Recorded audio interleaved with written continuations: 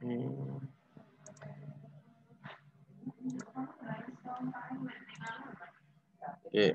saya ulangi ya. Kita akan belajar mengenai heat exchanger.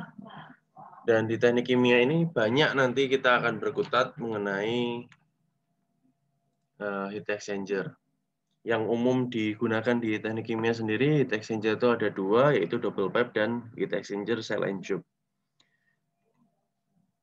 Kemarin kita sudah belajar mengenai panas radiasi, kemudian sebelum UTS juga sudah belajar panas konveksi dan panas konduksi ya. Nah, di sini kita nanti akan langsung banyak praktek saja untuk penghitungan heat exchanger, sehingga kita bisa dapat mendesain heat exchanger yang ada, mau pakai heat exchanger double pipe apa cell and tube. Oke, pada prinsipnya heat exchanger double pipe itu prinsipnya seperti ini ya. Jadi di dalam sistem tersebut itu di sini ada pipa, ini ada inner pipe, kemudian di luarnya di sini itu ada outer pipe.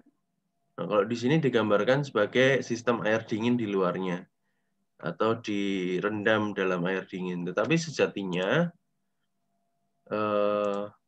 sebagai ilustrasi di sini tuh ternyata sebenarnya ada seperti ini ya.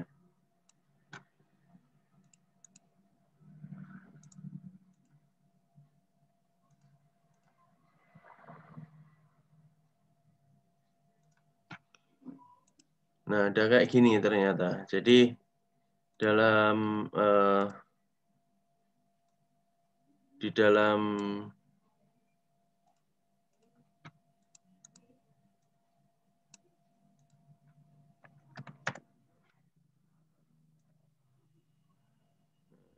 ini, kurang besar.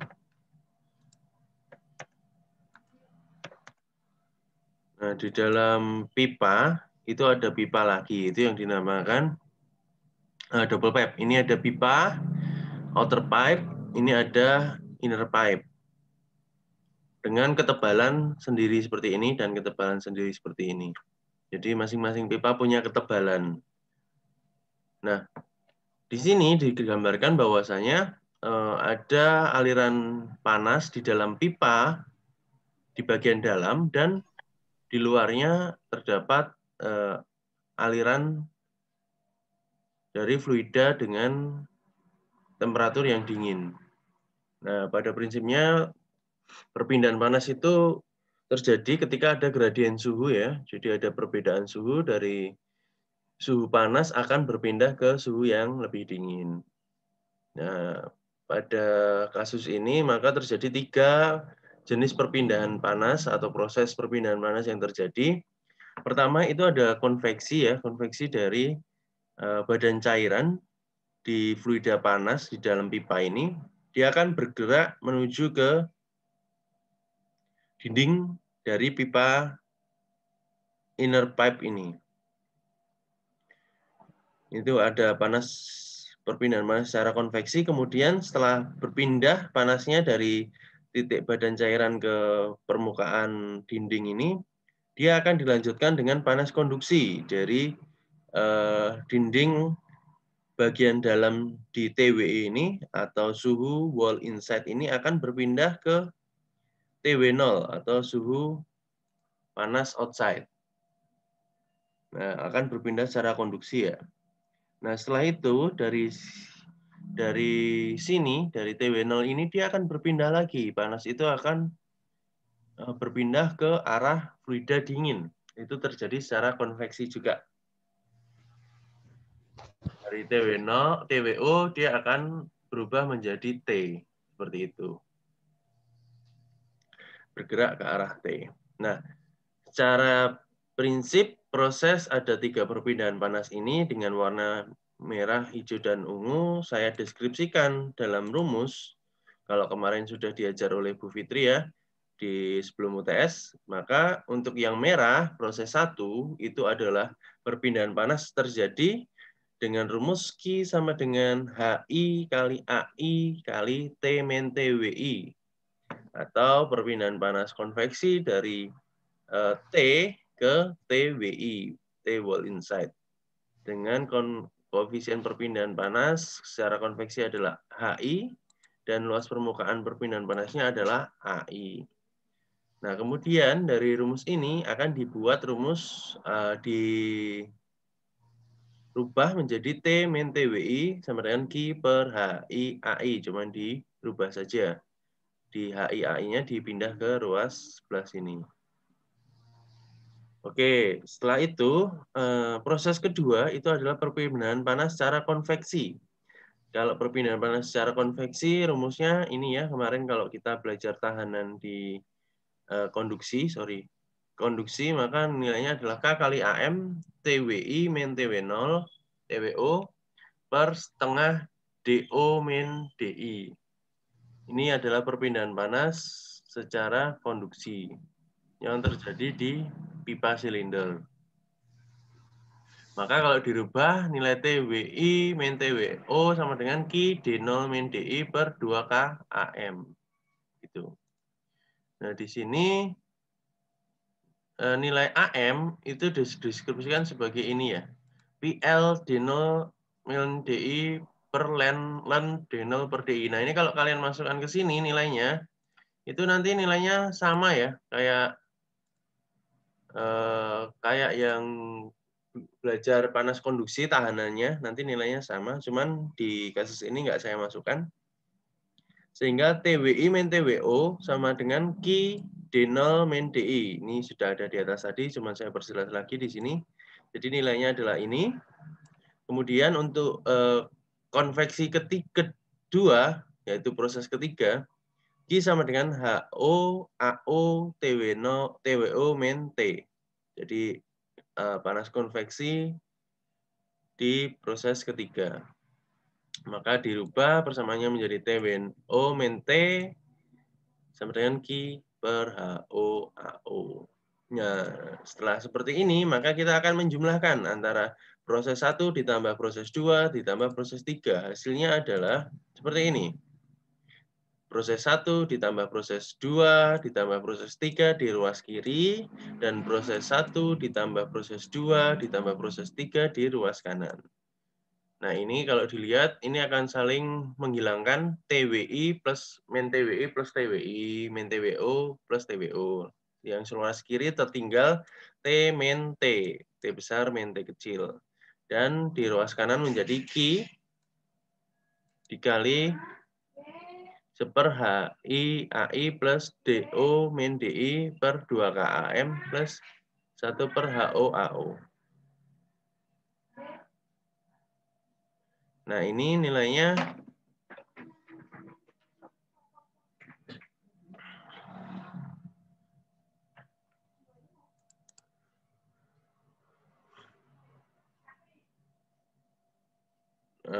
ini kemudian didefinisikan lagi. Nanti nilai Q itu kalau dalam perpindahan massa overall, jadi perpindahan panas overall itu nilainya adalah ini ya, Q sama dengan UA T min T. Jadi kita rubah juga T min T sama dengan Q per UA. Nah, nilai T min T ini nanti dirubah ke persamaan ini. Jadi di sini sudah dimasukkan Q per A, Q per UA, kita masukkan di sebelah kiri sebagai ganti T min T sama dengan Q 1 per HI AI, dan selanjutnya. Maka nilai Q-nya akan kita coret sehingga tersisa persamaan ini. Oke, selanjutnya dari sini nilai persamaan ini tadi, kita rubah nilai UA yang di sini itu menjadi U0 dan A0. Ini dirubah menjadi U0 A0.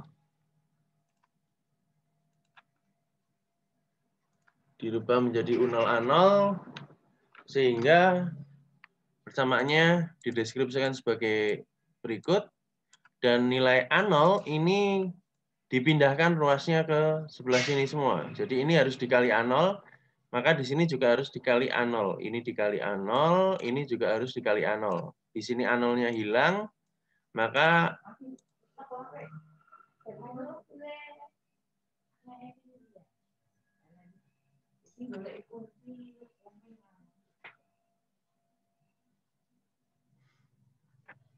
kemudian dari sini A0 tadi kan dikali di atas ya, maka ini dibagi di sini. Kalau ini dibagi di sini kan kalau kita kali kita rubah itu sebenarnya A0-nya di atas. Sama saja. Intinya A0 ini kita kali semua ros dikalikan A0. Nah, lanjut di sini nilai yang di sini adalah proses kedua, yaitu proses konduksi. Bisa dilihat tahanan untuk konduksi dapat diabaikan karena tube biasanya dibuat dari logam yang menghantarkan panas dengan sangat baik. Jadi yang kita tuliskan di sini itu merupakan tahanan dalam penghantar panas. Seperti itu. Berarti kalau dia tidak ada tahanannya, lancar, sehingga tahanan tersebut bisa diasumsikan diabaikan. Jadi tahanan yang ada bisa diabaikan karena ya bisa menghantarkan panas dengan baik. Jadi berlangsung dengan cepat, prosesnya tidak ada hambatan sama sekali. Oke, dari sini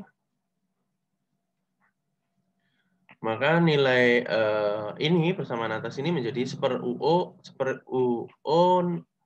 sama dengan 1/HI AI per AO ditambah 1/HO.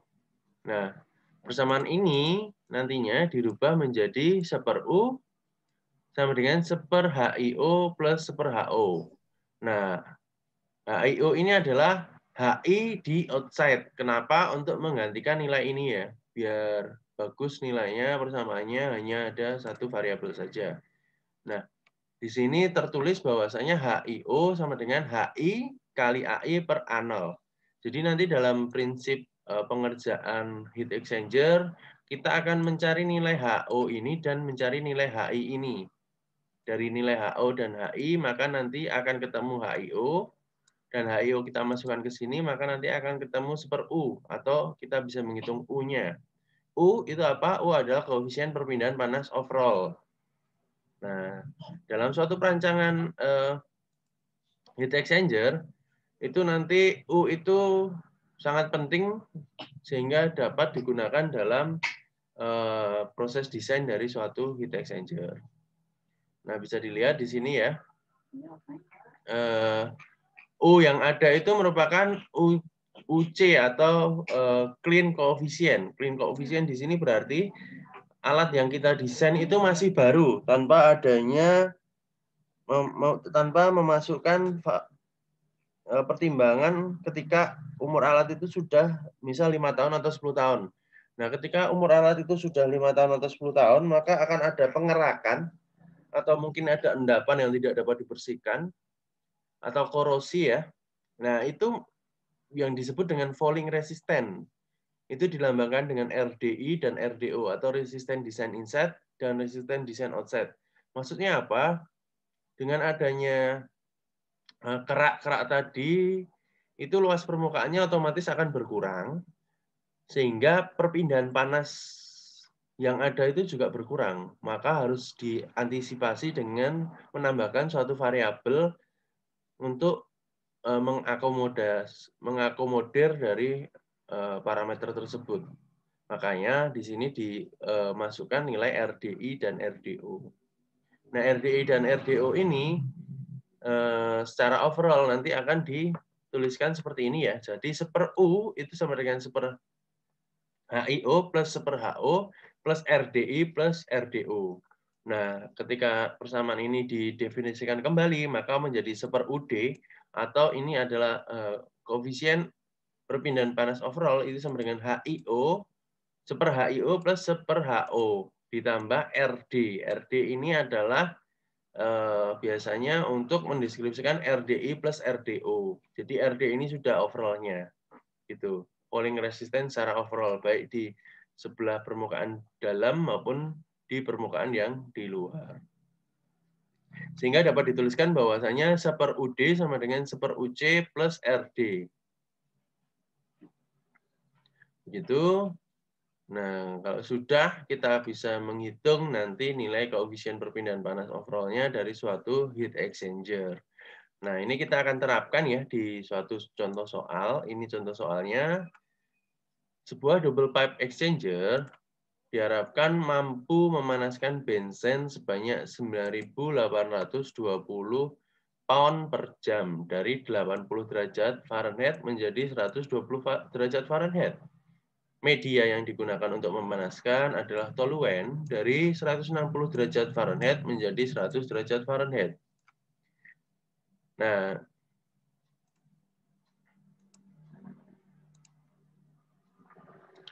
nilai spesifik gravity benzen dan toluen pada 68 derajat Fahrenheit adalah 0,88 dan 0,87. Nah, spesifik gravity itu digunakan untuk menghitung densitas ya biasanya ya. Jadi kalau kalian bingung dengan istilah spesifik gravity ini biasanya untuk menghitung nilai densitas karena dibandingkan dengan densitas dari air pada suhu dan temperatur tertentu, suhu dan tekanan tertentu. Makanya ini nilainya hanya 0,88 dan 0,87. Nah, kemudian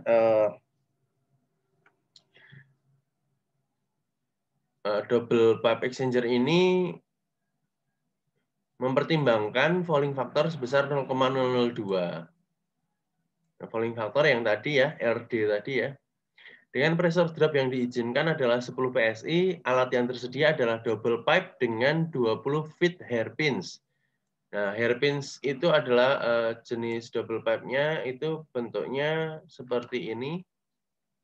Kalau bisa dilihat, di sini akan saya lihatkan ya. Share.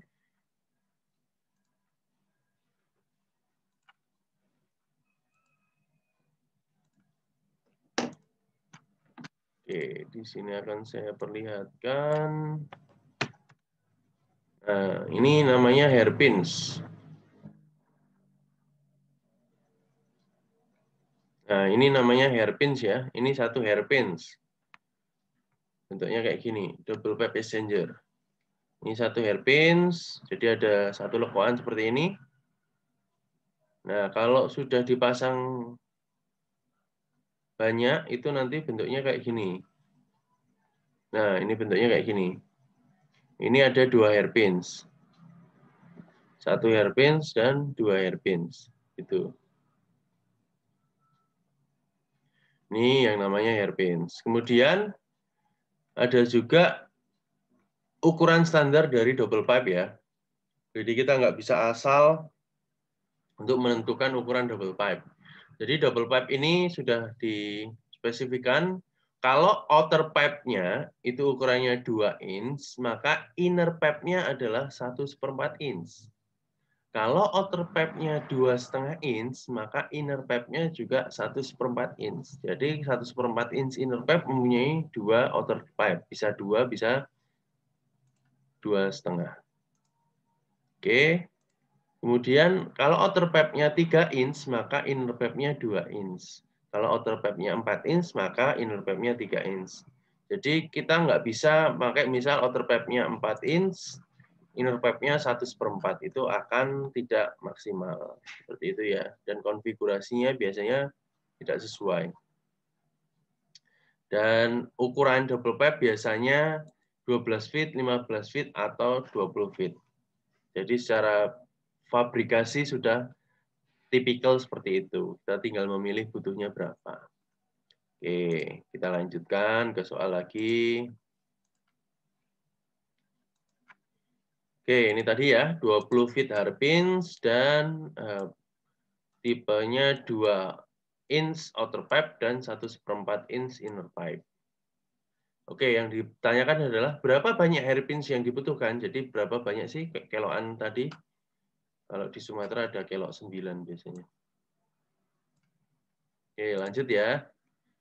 Di sini kita akan langsung saja menghitung. Pertama adalah kita akan menghitung neraca panasnya dulu. Heat balance-nya kita hitung dengan cara seperti kita menghitung panas ketika SMA. Kalau panas ketika SMA kita menghitungnya kan MCP kali delta T ya. M-nya adalah massa, CP adalah kapasitas kalornya, dan delta T suhu perbedaan suhu yang terjadi. Nah, tetapi di sini ini akan dibuat sedikit menantang ya. Jadi kalau dulu kan sudah diketahui CP-nya berapa gitu ya. Nah, kalau di sini C ini yang kita cari dulu terlebih dahulu. Sehingga sebagai seorang engineer kita mempunyai justifikasi bahwasanya nilai CP berapa sih yang harus kita pakai gitu. Jadi nggak asal sudah disediakan. Nah, pertama kita akan menghitung dulu nilai T-average dari benzen. T-average dari benzen tadi kan materialnya ada benzen, ada toluen ya. Benzen dari 80 derajat Fahrenheit diharapkan dapat naik menjadi 120 derajat Fahrenheit. Sedangkan toluen dari 160 derajat Fahrenheit akan turun menjadi 100 derajat Fahrenheit untuk memanaskan benzen tadi. Nah, maka kita nyari T-average-nya. T-average sama dengan 80 plus 120 bagi 2 sama dengan 100 derajat Fahrenheit. Nah, kalau dulu waktu SMA kita hanya menghitung diperoleh CP-nya misal air 1, mau suhunya berapapun dia 1. Tetapi kalau di sini kita sudah kuliah, kita harus mencari nilai CP-nya itu. Nah, salah satunya menggunakan figur 2 buku Karen. Nah, caranya bagaimana? Caranya kita langsung praktek saja. Share screen.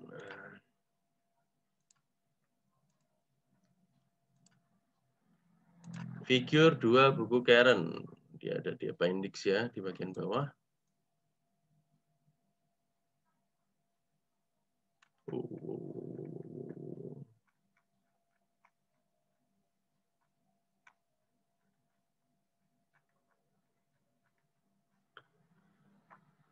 Oke, ini figur 2. Nah, ini tulisannya specific heat of liquid. Jadi CP dari liquid, yang sebelah figur 3-nya specific heat of gases. Jadi dari gas. Nah, kita lihat di sini figurnya. Kita lihat di sumbunya adalah degree Fahrenheit. Di sebelah kanan ini adalah specific heat, dan sebelah kiri ini sebelah bawah nggak ada ya. Nah, sumbu X-nya nggak ada. Cuman di sini dilihatkan bahwasanya ada tabel. Nah, kita cari tadi materialnya contoh benzen ya. Punya kita kan pakai benzen. Ini ada benzen di sini. Suhu range-nya adalah 50 sampai 176. Jadi ketika suhunya masuk range ini, figur ini dapat digunakan. Tetapi kalau enggak, ya enggak bisa digunakan. Tapi kalau material lain, misal aseton 68 sampai 122, berbeda ya. Jadi tergantung dari materialnya. Oke. Ini di sini benzen contoh 23 nomornya, kita cari di sini 23 di sini ya. Ini 23. Nah, suhu operasi tadi adalah 100 ya, dari 120 tambah 80 bagi 2, maka di sini adalah 100. Nah, ini kita tarik aja garis dari sini, kita tarik pakai penggaris, jeret ke 23, terus diteruskan sampai menembus angka di sini. Jeret 23 akan diteruskan sampai di sini. Nah, ini akan diperoleh nilai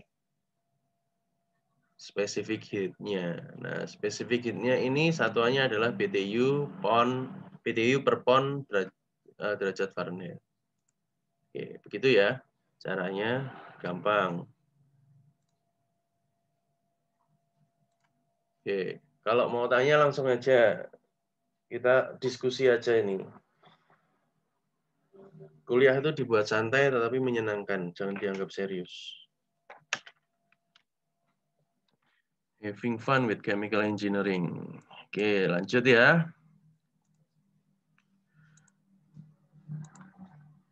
Nah, di sini sudah nilainya tadi dengan cara yang tadi diperoleh nilai CP-nya adalah 0,425. Maka kita menghitung nilai MCP dt-nya. Q sama dengan MCP dt. M-nya adalah 9.820, C-nya adalah 0,425, delta T-nya adalah 120 dikurangi 80. maka diketahui bahwasanya Q itu 167.000 BTU per jam. Itu. Oke, sudah, maka kita akan menghitung bensennya. Toluennya. Bensen sudah ya, kita menghitung yang toluen. Nah, toluen, T average-nya kita hitung juga. Dari 160 akan menjadi 100. Jadi di sini ada 160 ditambah 100 dibagi 2. Maka hasilnya adalah 130 derajat Fahrenheit. Sehingga nilai C-nya dengan cara yang sama tadi, dengan figure 2, diperoleh nilai C-nya adalah 0,44. Nah, nilai toluen ini yang akan kita hitung adalah arusnya, karena tidak diketahui di soal ya. Maka arus yang dibutuhkan untuk memanaskan benzen itu adalah dihitung di sini W sama dengan 167.000 ini Q-nya dibagi CP dibagi delta T. Sama aja ya. Jadi ini Q sama dengan M kali CP kali DT. Tapi karena yang ingin diketahui adalah M-nya atau W-nya, ini maka langsung dibuat seperti ini. 167 bagi CP kali delta T. Maka hasilnya adalah 6.330.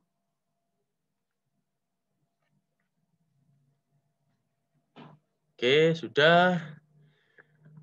Heat balance hanya seperti itu, maka kita lanjutkan dengan menghitung LMTD. Nah, LMTD ini adalah log means temperature difference. Jadi kalau biasanya kita menggunakan seperti ini ya, 120 kurangi 80 gitu aja. Nah, tetapi ketika kita sistemnya itu sudah bicara sistem secara overall, jadi nggak cuma satu stream ke stream yang lain, jadi tidak dibuat kotak-kotak antara stream 1 dan stream 2, tetapi kita sudah membicarakan perbedaan temperaturnya berapa sih yang terjadi dalam sistem keseluruhan ini. Nah, itu ada yang dinamakan log means temperature difference. Nah, ini nilainya dapat dihitung seperti ini. Rumusnya adalah LMTD delta T2 dikurangi delta T1 dibagi ln delta T2 per delta T1. Nah, ini caranya gimana? Dari tabel ini. Kita harus membuat tabel ini untuk mempermudah perhitungan. Pertama, kita akan mendeskripsikan hot fluid atau fluida panas dan cold fluid, fluida dinginnya. Ini adalah toluen, ini adalah benzen. Hot fluidnya itu tadi dari 160 akan berubah menjadi 100. Nah, sedangkan cold fluidnya tadi benzen ya dari 80 menjadi 120. Tetapi di sini dituliskan bahwasanya suhu yang paling tingginya berapa, suhu yang paling rendahnya berapa, begitu. Maka perbedaannya dituliskan di sini 160 kurangi 120, maka hasilnya adalah 40. 100 dikurangi 80, maka hasilnya adalah 20. Ini dideskripsikan sebagai delta T2 dan ini dideskripsikan sebagai delta T1. Maka delta T2 min delta T1, maka langsung dikurangi aja ya, 40 kurangi 20 itu adalah 20. Nah, dari sini sudah ketahuan, bisa dimasukkan ke rumus ini. Delta T2-nya adalah delta T2 kurangi delta T1 langsung ya, itu sama dengan 20. Kemudian ln delta T2 per delta T1. Nah, ini hasilnya adalah 28,8 derajat Fahrenheit. Nah, ini nilai ini nanti akan digunakan ketika kita akan menghitung perpindahan panas secara overall ya, yang tadi UA kali delta T. Nah, delta T yang dipakai adalah delta T LMTD. Oke, kita lanjutkan. Langkah selanjutnya adalah kita akan menghitung viskositas dari fluida. Nah, viskositas dari fluida ini kita menggunakan figur 14 buku Karen. Nah, balik lagi kita menggunakan buku Karen.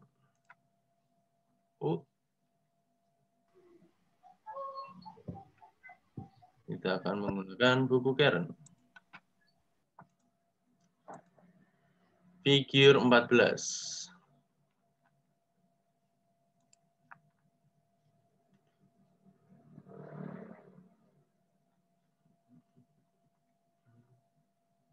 Oke, ini adalah figur 14. Viscosity of liquids. Oke.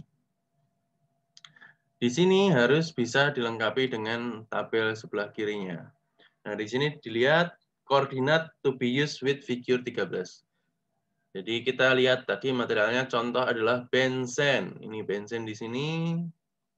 Koordinatnya adalah 12,5 kama Y-nya adalah 10,9 ya. 12,5 sama 10,9, maka di sini kita cari nilai X-nya di sini 12,5. Ini 13, 12,5 di sini berarti kita tarik ke atas sampai ketemu nilai Y-nya 10,9. Berarti di sini ya, di titik ini ya. Nah, di titik ini, kemudian kita lihat lagi, sebelah kiri itu apa sih? Sebelah kiri di sini, oh suhu lagi. Di sini adalah viskositas. Oke. Nah, kenapa sih viskositas sama apa namanya densitas itu fungsinya fungsi suhu ya?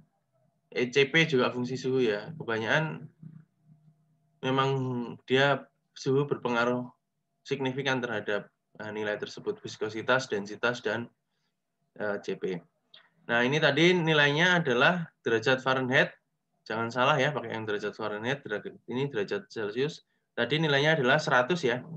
Suhunya untuk bensin 100. Kita kemudian tarik dari sini, 100 ini kita tarik ke koordinat tadi. Sini ya. Mana ini? Waduh. Nah, ini di sini. Kita tarik dari sini ke titik yang tadi. Kemudian diteruskan sampai ketemu nilai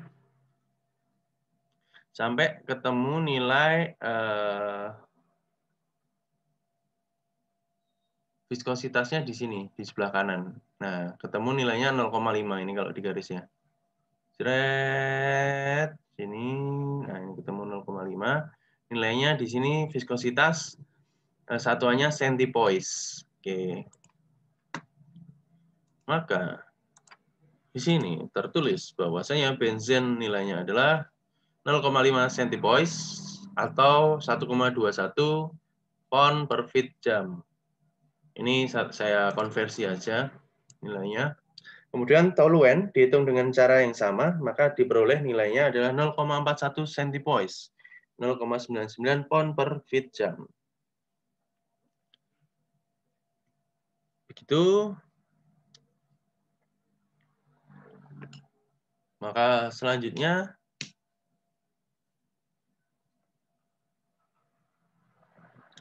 kita akan menghitung HI sama HO. Nah, caranya gimana?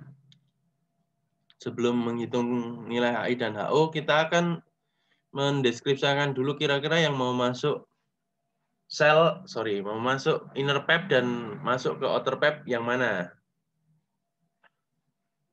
Caranya salah satunya adalah flow yang paling besar biasanya kita masukkan ke inner pipe jika sifat dari fluida yang bekerja itu sifatnya sama. Tidak ada perbedaan yang jauh gitu. Karena tolen dan benzen ini sama-sama hidrokarbon ya, dan sifatnya hampir sama, maka dilihat hanya dari flow-nya aja. Kalau terlihat flow-nya benzen paling banyak, maka benzen akan dimasukkan ke inner pipe. Nah, beda halnya ketika kita mempunyai material yang berbeda. Misal materialnya itu yang satu sangat viskos gitu ya. Kalau sangat viskos itu biasanya kita masukkan atau viskositasnya tinggi gitu. Kita masukkan ke outer pipe daripada ke inner pipe. Kenapa? Karena itu akan menyebabkan pressure drop yang besar. Nah, pressure drop yang besar itu tidak diinginkan karena yang allowable pressure drop atau pressure drop yang diizinkan itu biasanya cuma 10 PSI. Yang kedua, misal material yang digunakan, fluida yang digunakan merupakan fluida yang korosif, maka inner pipe atau bagian dalam, pipa bagian dalam itu yang dipilih. Kenapa? Karena pembersihannya lebih mudah, inner pipe. Atau biasanya kalau di saline tube, itu di tube-nya. Karena pembersihannya lebih mudah daripada dimasukkan ke outer pipe atau anulus kalau di double pipe, atau cell kalau di saline tube. Seperti itu justifikasinya ketika kita memilih fluida mana yang masuk ke inner pipe atau fluida yang mana masuk ke outer pipe. Oke, selanjutnya sudah terpilih bahwasanya benzen akan dimasukkan ke inner pipe dan toluen akan dimasukkan ke anulus.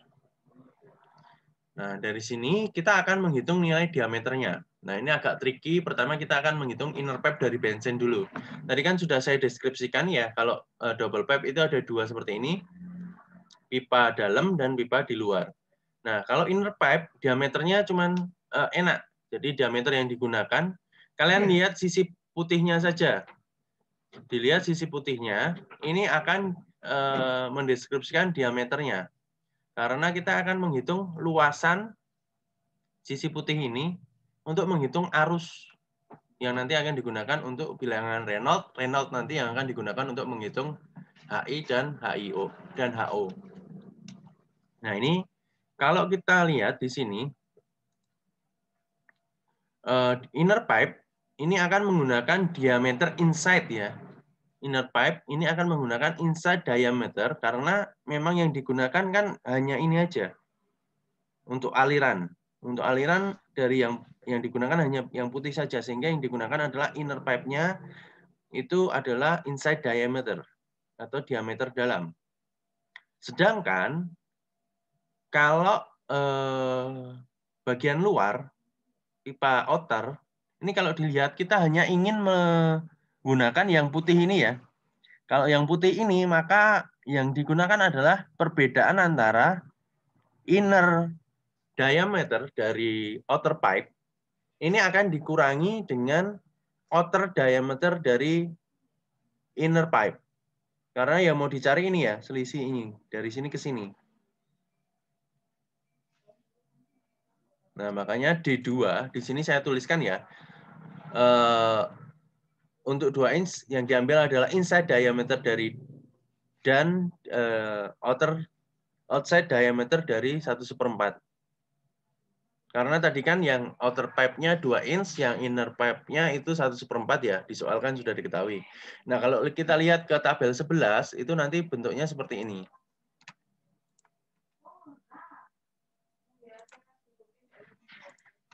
Tabel 11 di bawah.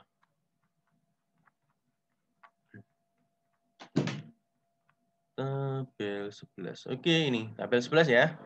Nah, kalau dilihat di sini, ini ada nominal pipe size IPS inch, kemudian ada OD, inlet diameter inch, schedule number inlet diameter inch, flow area per pipe inch square, kemudian surface per linear feet, feet kuadrat per feet, outside dan inside, kemudian weight per linear feet pound steel. Di sini tadi 1/4 ya. 1/4 kalau kita menggunakan yang di sebelah pipa dalam, maka kita menggunakan inside diameter dengan schedule number 40. Schedule number ini dia lebih ke ketebalan ya. Jadi ketebalan itu didefinisikan sebagai schedule number. Semakin besar schedule number-nya, maka ketebalannya semakin tinggi. Di sini dilihat kita mengambil inside diameter 1,380 untuk yang inside pipe. Inner pipe, sorry. Nah, kemudian untuk yang outer pipe, itu kita menggunakan ini. Di sini ada outside diameter.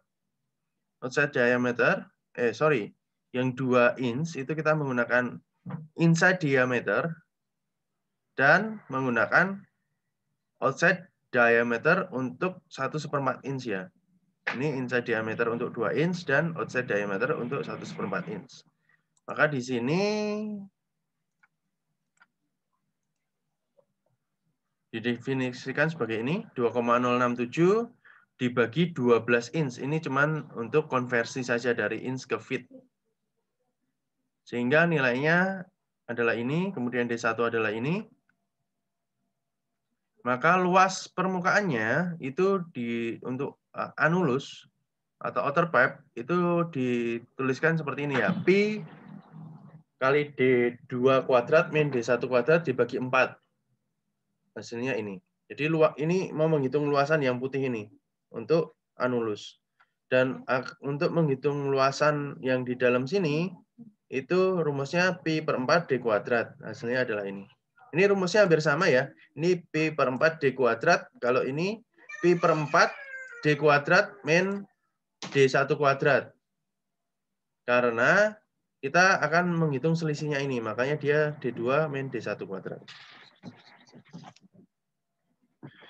Oke. Seperti itu untuk menghitung luasan ini. Luasan arus. Luasan yang dialiri arus. Kemudian kita akan menghitung D ekivalen. Jadi D ekivalennya berapa sih kalau segini? Nah, D ekivalennya itu didefinisikan sebagai D2 kuadrat min D1 kuadrat per D1. Nah, D ekivalen yang di sini ini adalah D ekivalen luas. Yang dipakai adalah D ekivalen luas. Nanti ada D ekivalen volume, ada D ekivalen panjang. Nah, yang di sini kita menggunakan D ekivalen luas karena memang kita mau menghitung dari luasan tadi. Makanya di sini ditulis D ekivalennya D ekivalen luas. Sehingga diperoleh nilainya adalah 0,0762762 feet. Sudah, ini nilai ini nanti akan digunakan di sini di perhitungan selanjutnya. Nah, perhitungan selanjutnya itu akan menghitung Reynolds number. Apa itu Reynolds number? Kalau kalian belajar ATK, itu Reynolds number adalah bilangan tak berdimensi yang menunjukkan sifat dari aliran fluida yang ada. Nah, dibagi menjadi 3, dia adalah laminer, transisi, dan turbulen. Nah, pada kasus ini, kita akan menghitung nilai Reynolds number-nya. Yang pertama, kita akan menghitung nilai GA-nya. GA itu dihitung dari W per AA. GW-nya itu tadi flow-nya itu 6.330 L pon per jam dibagi dengan A anulus yang tadi sudah dihitung. Maka diperoleh nilainya adalah 767.000 pon per jam per feet kuadrat. Begitu juga dengan inner pipe ya. Inner pipe-nya juga sama rumusnya. Ketemu nilainya 943.000 pon per jam per feet kuadrat. Nah, dari sini kita hitung nilai Reynolds-nya. Reynolds number untuk anulus adalah GA kali DE per mu. DE ini DE ekivalen tadi. DE ekivalennya adalah 0,0762 dikali 767 dibagi 0,99. Nah, mu-nya dari mana? Mu-nya yang tadi dideskripsikan di atas ya. Mu ini kan viskositas. Tadi kan sudah dihitung setelah LMTD tadi. Hitung nilainya mu-nya. Maka hasilnya adalah Reynolds number-nya 59.000 dan inner pipe-nya Reynolds number-nya adalah 89.500. Nah, nilai Reynolds number ini digunakan untuk menghitung JH. Nah, JH ini ada di figur 24 Karen. Kita lihat figur 24 Karen.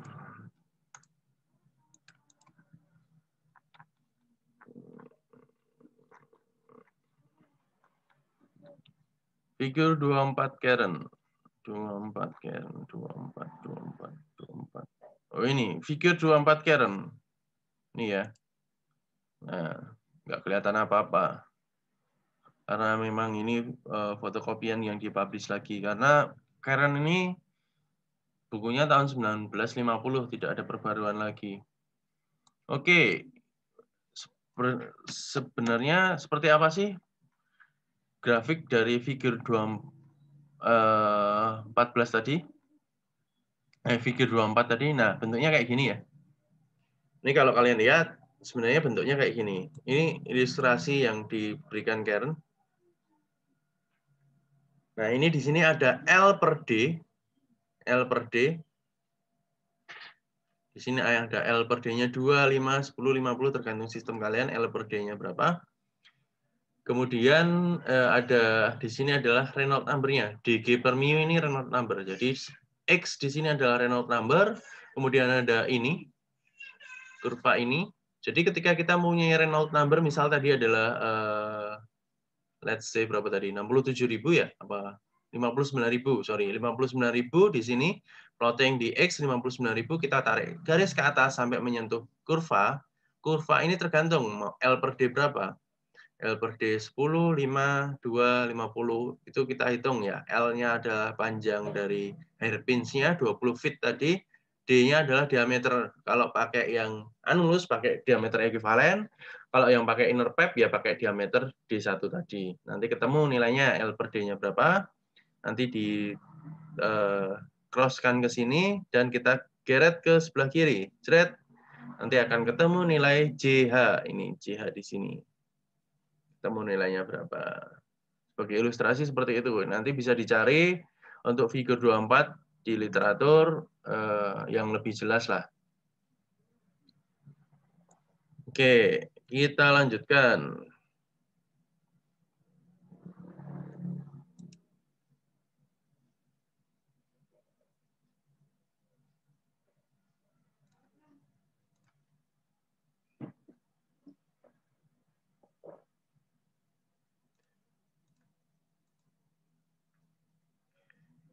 Oke, sudah. JH-nya sudah ketemu. Ini makanya saya di sini masukkan ya, dengan nilai L sama dengan 20 feet.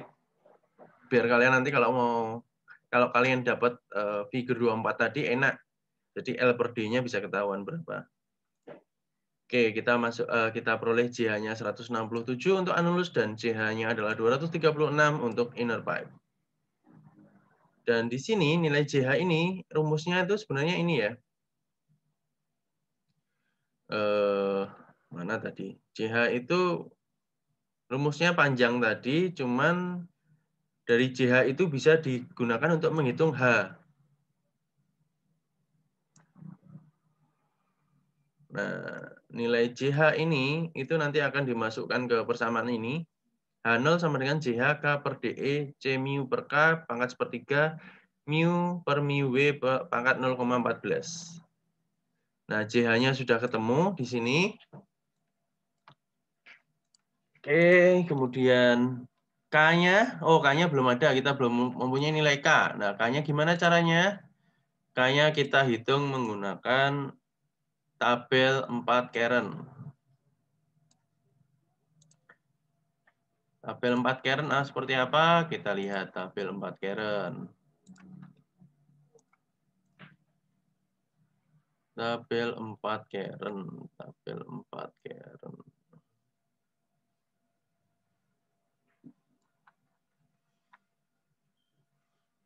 Tabel 2, 2, 2, 2, 2. Tabel 4 Karen. Nah, ini sudah ya. Tabel 4 Karen untuk misal benzen. Di sini tertulis 0,092. Ini ya, 0,092 satuannya apa? BTU per jam, feet kuadrat, derajat Fahrenheit per feet.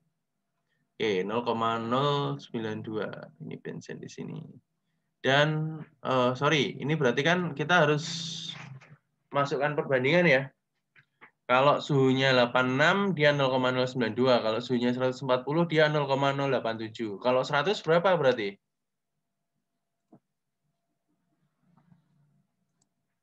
Ada yang bisa tahu cara ngitungnya gimana?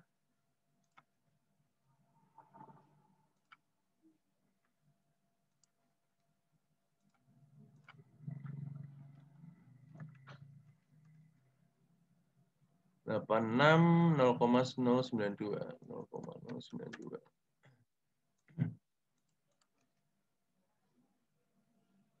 140 0,87. 180.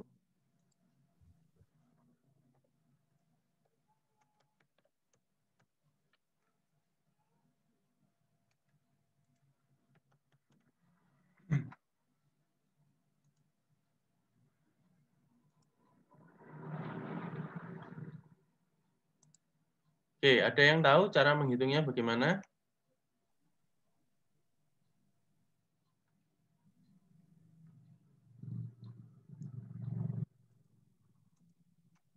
Oke, gimana?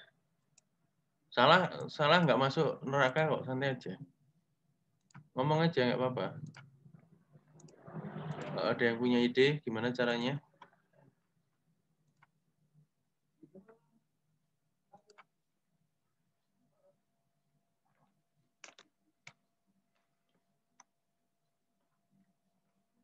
Oke, yuk saya tunjukkan ya. Caranya seperti ini. Ini di sini kelihatan share screen Excel saya. Kelihatan. Oke ya. Ini bisa dilihat kalau kita mau mencari suatu variabel di antara variabel ini ya. Ini suhu, ini K. Ini K-nya nggak tahu berapa ini. Ya kan? Nah, caranya adalah pertama kita akan menghitung nilai ini. 140 nilai ini dikurangi nilai ini.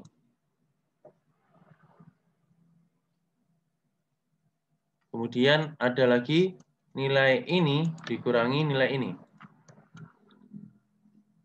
Oke, ini di ruas kiri. Kemudian di ruas kanan juga sama. Ruas kanan berarti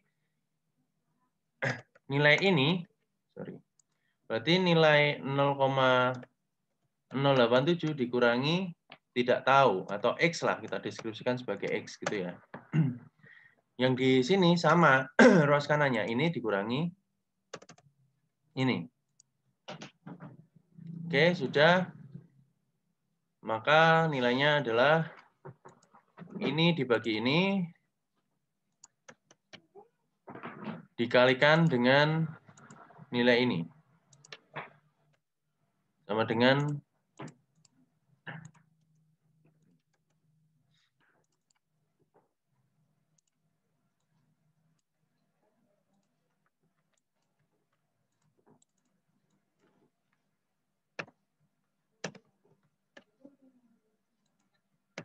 nah, ini jadinya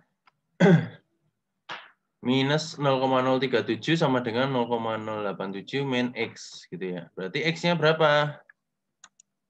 X-nya adalah 0,087 ditambah 0,0037 ya.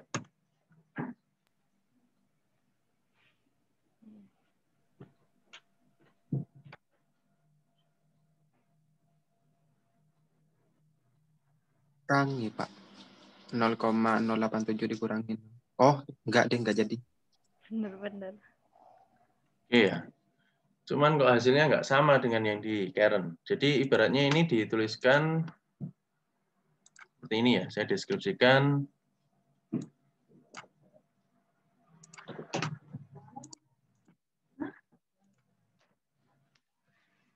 T T2 min T2 min T1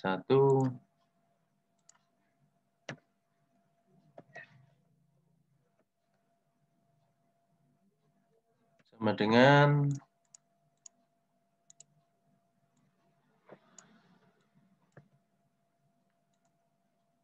K2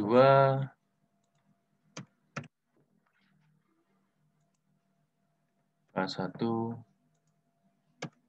Harusnya seperti ini kalau kita mau menghitung nilai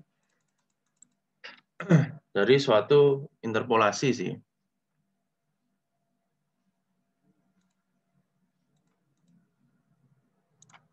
Nah, kalau enggak cara Bodon ya kayak gini. Insert line select data, add X-nya adalah ini, Y-nya adalah ini. Udah, oke. Flatland.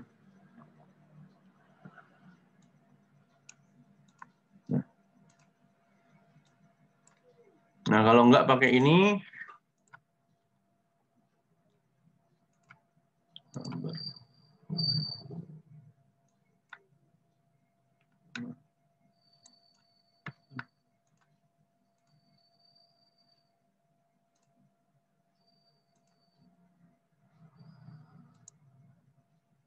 nah contoh ini ya. Kalau enggak pakai grafik juga bisa, kita lihat apa sesuai dengan yang Karen ajarkan. Y sama dengan ini kali ini, berarti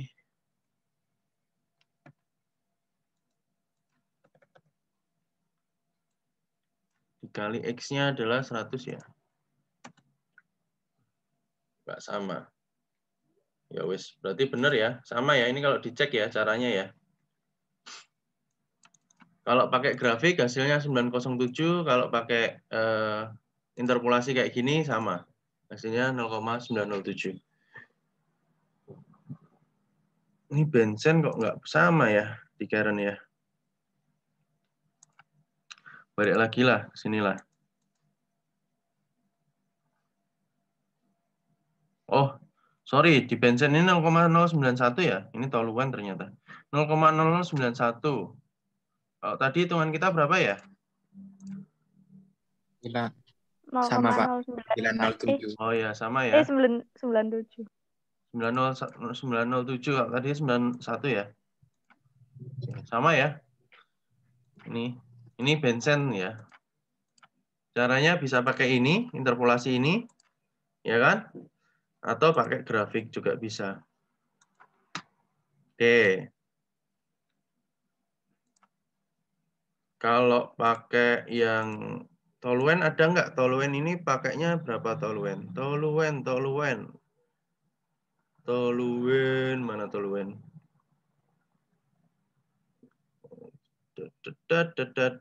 Mana sih? Ada yang melihat toluen? Oh, ini toluen. Nah, ini sama ya. Toluen 86 0,086 167 0,084. Ya, caranya sama lah. Begitu ya. Nanti dicoba kalau pengen nyoba. Nggak pengen ya nggak apa-apa. Oke ya. Sudah. Di sini ketemu nilai K-nya. Untuk toluen adalah 0,085. Untuk apa namanya? Benzen 0,091. Jadi ini sudah bisa ketemu nilai K-nya. Kemudian C itu yang tadi ya, CP yang ada di depan tadi ya. Nilainya sudah ada. Nah, mu-nya tadi dihitung di atas. Viskositas ini, mu. Oke, K-nya yang ini lagi. Nah, kemudian mu per mu W. Mu W ini mu water ya, viskositas air. Nah, kalau sistem itu moderate atau tidak terlalu jauh dari sistem air, itu ini biasanya diasumsikan 1. Mu per mu W ini diasumsikan 1. Jadi ini tidak berpengaruh nilai ini. Cuman kalau hidrokarbon yang sudah rantai panjang, ini biasanya diperhitungkan. Kalau toluen benzen itu kan rantainya masih pendek, jadi viskositasnya dia non-compressible. Kalau dia viskositasnya compressible, material-material compressible, maksudnya compressible dan non-compressible itu begini. Ketika material tersebut dikompres atau ditekan, itu viskositasnya dia akan berubah, propertiesnya akan berubah. Itu dinamakan material-material yang compressible. Nah, kalau non-compressible, dia mau ditekan seperti apapun, propertiesnya tidak berubah. Seperti itu. Oke. Nah, kita hitung nilai HO-nya. HO-nya adalah tadi dimasukkan aja JH 167, K-nya 0,085, DE-nya yang tadi berapa tadi 0,0 berapa, C-nya ketemu 0,4 berapa tadi 44 kalau nggak salah. Per K ini, jadi sudah ketemu nilai HO-nya adalah 323, sedangkan HI itu adalah 333. Oke, di sini sudah. Nah, HI ini tadi, kalau yang di depan tadi kita harus menghitung HIO ya, karena nilainya berbeda, HI-nya sudah ketemu, maka kita hitung HIO-nya. HI dikali ID dibagi OD sama dengan 276. Yang rumus pertama tadi, ini ya. Mana tadi? Nah, ini. Ini HIO sama dengan HI kali AI per A0. Jadi kan kalau AI-nya kan Pi per 4 D kuadrat. P4 D kuadrat kan nilainya ekuivalen dengan D per D gitu. Jadi ini bisa digambarkan sebagai nilai diameter per outside diameter. Oke, sudah. Nilainya adalah 276. Nah, dari HIO dan HO kita menghitung UC. Nah, UC tadi kan rumusnya ini ya, 1/UC sama dengan 1/HIO plus 1/HO. Nah, ketemu nilainya adalah 149. Nah, sedangkan desain koefisiennya UD, kita hitung nilainya adalah 1/UC plus RD. Nah, 1/UC adalah 1/149 ditambah 0,002. Ini diketahui di soal ya tadi ya. Sehingga UD-nya adalah 115 BTU per jam feet kuadrat derajat Fahrenheit. Nah, dari sini sudah kita akan menghitung luas permukaan yang dibutuhkan. Yang nantinya digunakan untuk menghitung panjang hairpins yang dibutuhkan berapa.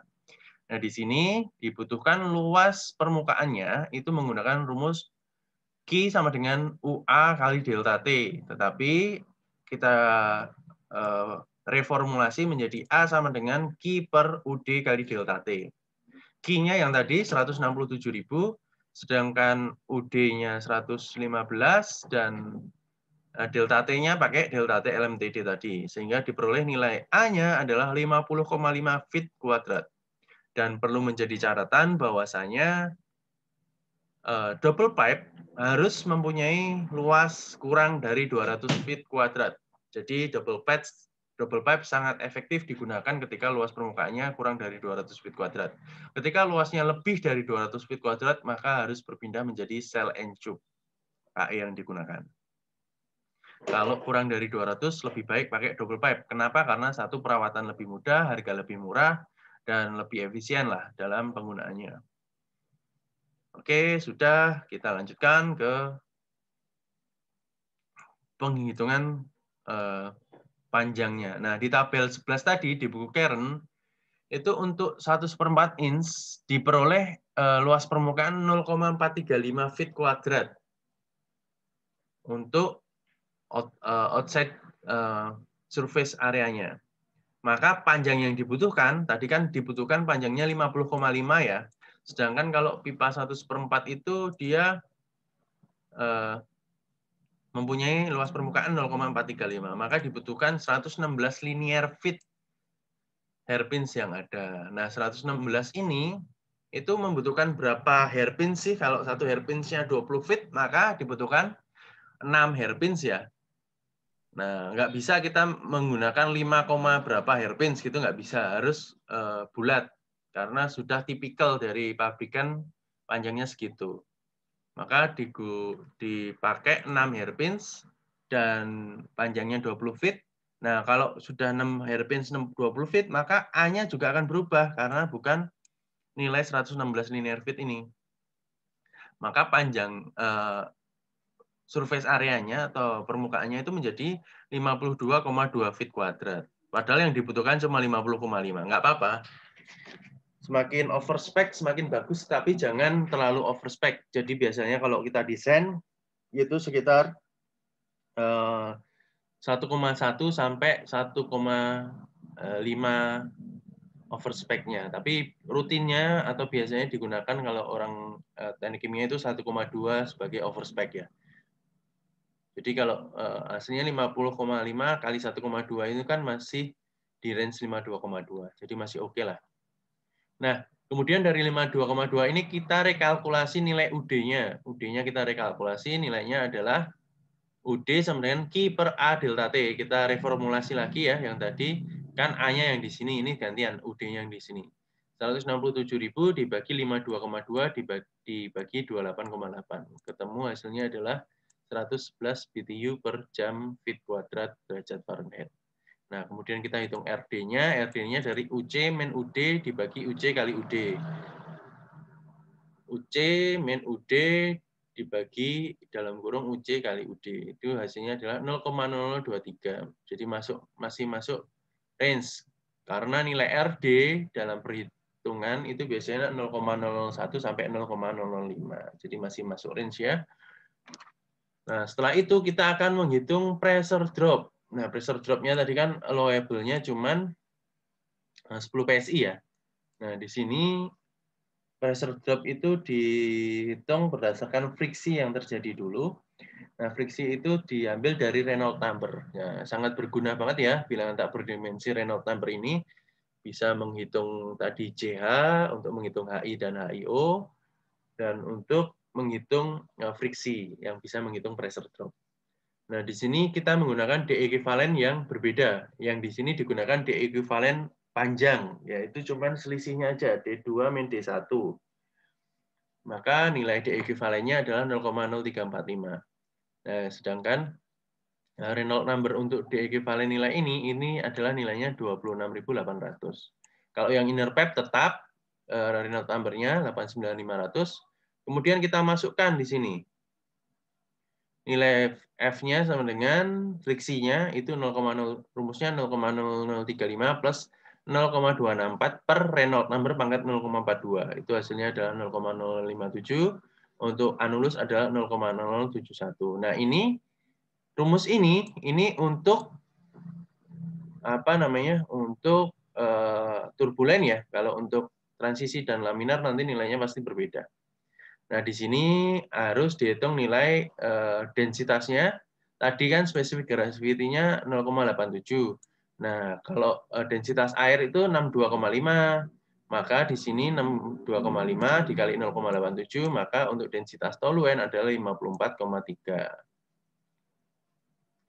Ini satuannya adalah LB per feet kuadrat, feet pangkat 3.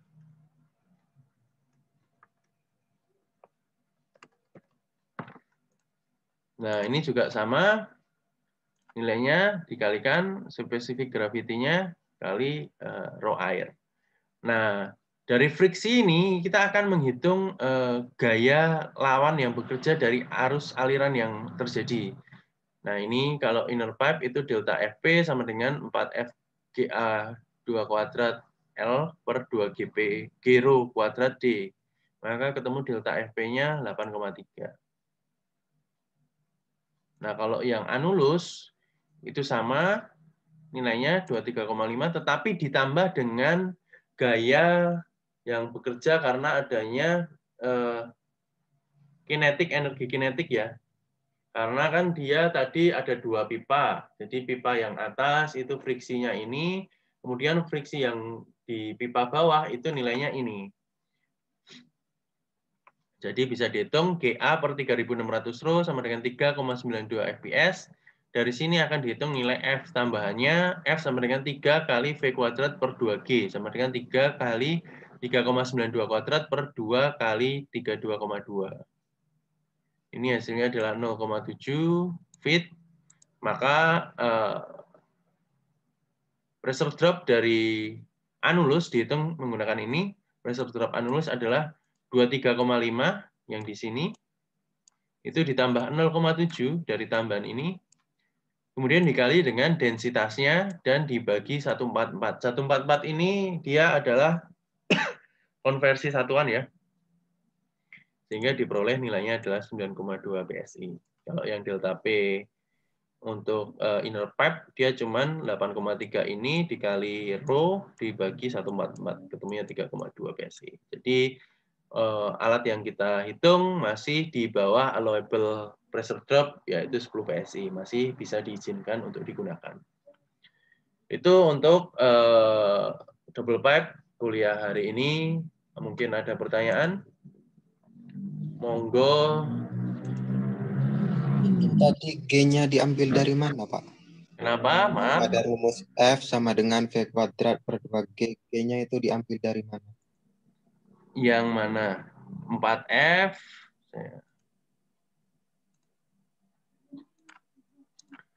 4F, kemudian? Itu Pak, rumus yang F sama dengan 3 dikali V kuadrat per 2G. Oh, ini. Itu dari mana? Iya. Ini dia friksi tambahan. Biasanya kalau dia kan ini kan tadi dideskripsikan ini ya, balik lagi ke sini ya. Kalau penurunan rumusnya nanti panjang juga sih, cuman kita pakai rumus bakunya saja, tetapi secara proses itu kan kalau di inner pipe gini kan dia ada aliran ya. Ini kalau kalian lihat ada aliran seperti ini. Ya kan?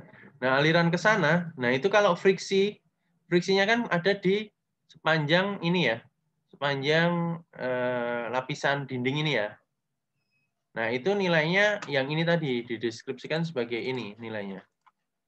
Nilainya dideskripsikan sebagai ini. Friksi A ini dideskripsikan sebagai ini. Nah, tetapi kalau yang di double pipe, di outer pipe itu di bagian ini ya. Nah, yang di bagian di sini yang menumbuk sama pipa inner pipe itu belum dideskripsikan. Yang dideskripsikan baru di sepanjang dinding yang di sini. Tetapi sepanjang dinding di sini belum dideskripsikan pressure drop-nya. Makanya di sini dituliskan rumus ini tadi. V kuadrat per 2G. Itu. Ini kalau dideskripsikan ini bisa dari neraca momentum nantinya. Kalau kalian belajar transfer fenomena di semester 5 ini nanti akan diberikan. Cuman karena kalian masih semester 3 ini dipakai saja rumusnya V kuadrat per 2G. 3 kali V kuadrat per 2G. Gitu. Bukan, Pak. Maksud saya itu nilai dari G-nya. Yang di atas itu kan G-nya 4,8. Oke. Yang itu kan 32,2. Ini yang di sini, ini pakainya, satuannya biasanya beda. Kalau G yang di sini, ini kan dia pakainya pakai British. Ya. Yang di sini, G yang di sini, Karen mendeskripsikannya seperti ini.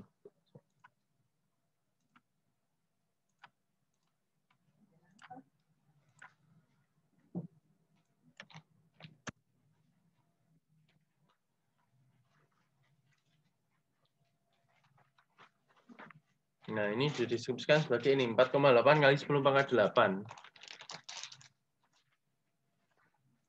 Ini satuannya kalau dilihat, kalau yang 32,2 ini British biasanya.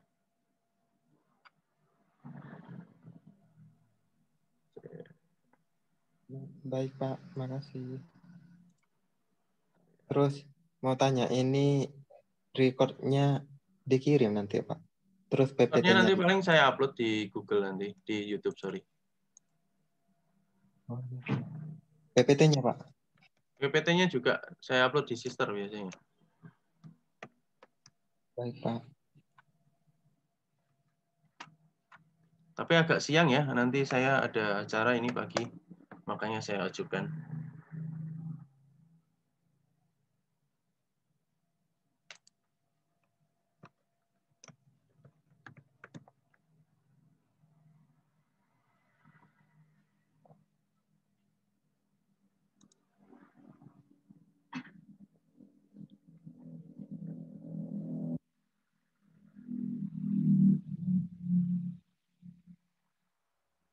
Ada pertanyaan lagi mungkin?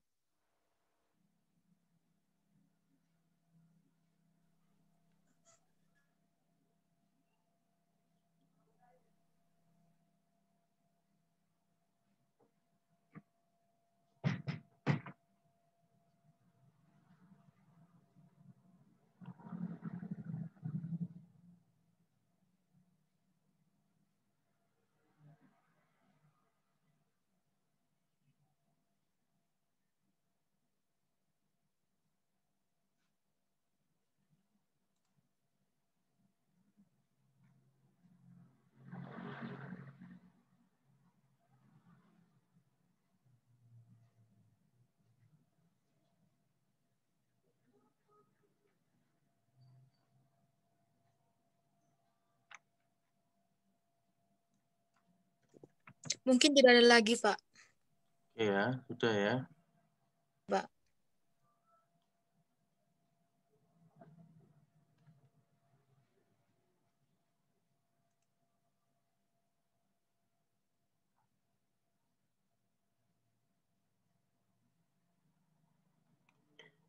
Oke, mungkin cukup sekian untuk kuliahnya. Nanti bisa dibaca lagi di PPT dan kalau misal nggak jelas nanti bisa dilihat di YouTube-nya lagi ya. Baik, Pak. Oke, terima kasih atas waktunya. Mohon maaf saya ajukan karena saya juga ada acara nanti jam 8. Terima kasih. Assalamualaikum warahmatullahi wabarakatuh. Waalaikumsalam warahmatullahi wabarakatuh. Terima kasih, Pak Felix.